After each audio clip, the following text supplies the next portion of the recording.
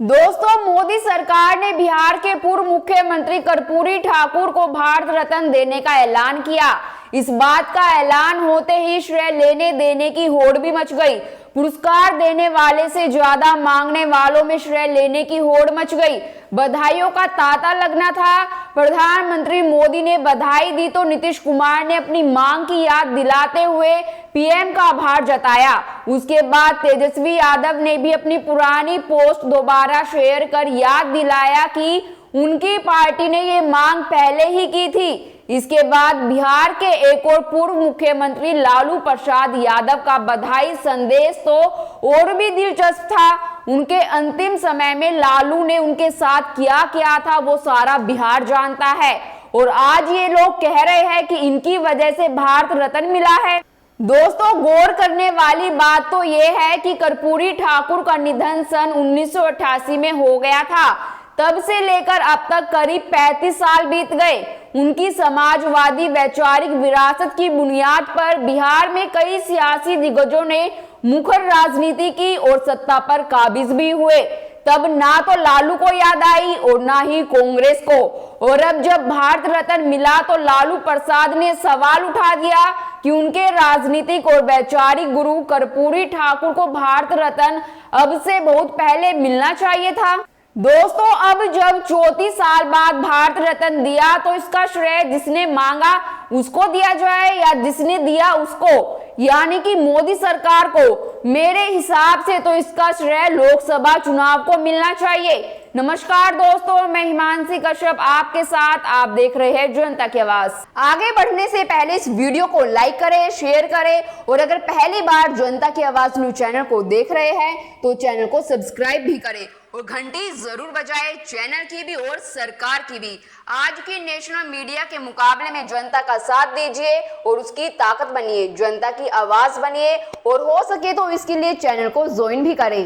लोकसभा चुनाव से ठीक पहले कर्पूरी ठाकुर को भारत रत्न से सम्मानित करने का फैसला प्रधानमंत्री नरेंद्र मोदी का मास्टर स्ट्रोक है। मोदी जी ने तो 2 दिनों के अंदर बैक टू बैक कमंडल और मंडल की राजनीति की है। पहले कमंडल फिर मंडल की राजनीति। कर्पूरी ठाकुर को भारत रत्न से सम्मानित करने के फैसले से केंद्र सरकार ने बिहार में पिछले 30 साल से पिछड़े और अति पिछड़ों की यानी मंडल की राजनीति करने वाले आरजेडी प्रमुख लालू यादव और मुख्यमंत्री नीतीश कुमार के सामने जबरदस्त चुनौती पेश कर दी है। दोस्तों, प्रधानमंत्री नरेंद्र मोदी ने कैसे 2 दिनों के अंदर कमंडल और मंडल की राजनीति करके अपने विरोधियों को नए सिरे से सोचने पर मजबूर कर दिया, यह चर्चा का विषय बन गया है। दरअसल 22 जनवरी को अयोध्या में नवनिर्मित राम मंदिर का उद्घाटन और प्राण प्रतिष्ठा के कार्यक्रम में जिस तरीके से प्रधानमंत्री मोदी ने सभी नियमों का पालन करते हुए धार्मिक अनुष्ठान किए, उसके जरिए कमंडल यानी अगड़ी जातियों को साधने की रणनीति जनभावना को अपने पक्ष में करने की कोशिश के तौर पर देखा जा रहा है। रामलला की प्राण प्रतिष्ठा के बाद अयोध्या में उमड़ रही भीड़ रामलला को लेकर आस्था का सैलाब देख ये कहा जा सकता है कि बीजेपी को आने वाले चुनाव में इसका लाभ मिल सकता है। पीएम मोदी देश की जनभावना, जनता की इच्छा और आकांक्षा समझते हैं। वे सनातन आस्था के दाव से हिंदू वोट बैंक साधने में किस कदर कामयाब रहते हैं यह तो चुनाव नतीजे ही बताएंगे। लेकिन अब कर्पूरी ठाकुर को भारत रत्न देने का ऐलान किया जाना कमंडल के बाद अब मंडल को बैलेंस करने की रणनीति से जोड़कर देखा जा रहा है। दोस्तों, बिहार के ओबीसी वोट बैंक का एक बड़ा हिस्सा अब तक लालू यादव और नीतीश कुमार की पार्टियों के ही साथ रहा। बिहार में जातिगत जनगणना के आंकड़े आने, आरक्षण का दायरा बढ़ाए जाने के नीतीश के दाव से ऐसी चर्चा शुरू हो गई थी कि इसका फायदा महागठबंधन को 2024 के चुनाव में मिल सकता है। मगर कर्पूरी ठाकुर को भारत रत्न देने के ऐलान से नीतीश और लालू के मंडल वोट बैंक को साधने की कोशिश की हवा निकलती नजर आ रही है।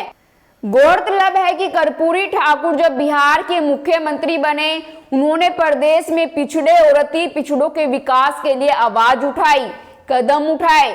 1990 के दशक में लालू और नीतीश ने भी कर्पूरी ठाकुर के इसी फॉर्मूले पर काम करते हुए पिछड़ी जाति के वोट बैंक पर अपनी पकड़ मजबूत की और उसी के सहारे अब तक अपनी राजनीति को चमकाते आ रहे हैं। लेकिन प्रधानमंत्री मोदी ने जिस तरीके से 2 दिनों के अंदर कमंडल और मंडल की राजनीति एक साथ कर दी है, उसे लोकसभा चुनाव को लेकर बीजेपी की व्यापक रणनीति से जोड़कर देखा जा रहा है। दोस्तों, क्या कोई राजनेता कर्पूरी ठाकुर बनने को तैयार है या देश की वर्तमान राजनीति कर्पूरी के आदर्शों को जीने का साहस उठा पाएगी? आपकी इस मंडल राजनीति पर क्या राय है? हमें कमेंट बॉक्स में कमेंट कर जरूर बताएं और बाकी खबरों के लिए देखते रहिए जनता की आवाज।